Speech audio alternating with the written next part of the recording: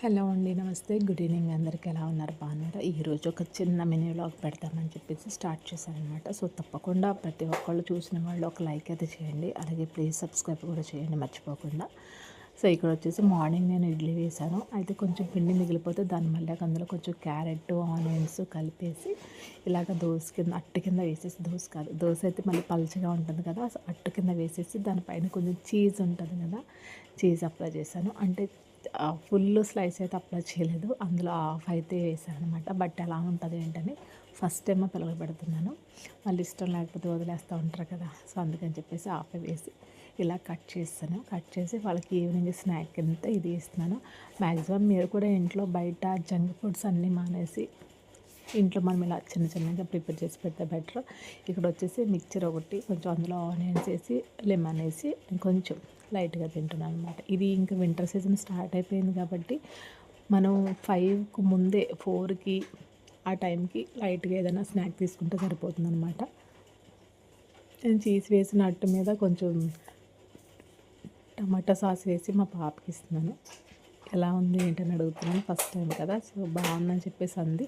Cheese కొంచెం ఎక్కువ వేసి ఉంటే బాగుండు అని చెప్పేసి అంటుందన్నమాట. బట్ ఫస్ట్ టైం కదా, మళ్ళీ తింటారా లేదని చెప్పేసి వేయలేదు.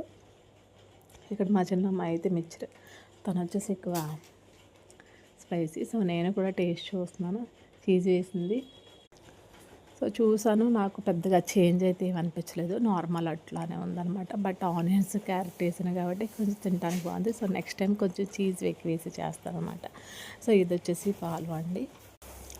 ఇప్పుడు మా చిన్నప్పుడైతే పాలు, గేదె పాలు కానీ ఆవు పాలు కానీ చాలా పుష్కలంగా దొరికాయి అనమాట. బట్ ఇప్పుడు పాలు కొనాలంటే అసలు ఎంత వెతుకుతున్నామంటే చాలా వెతుకుతున్నామంట, ఎక్కడా కూడా పాలు దొరకట్లేదు.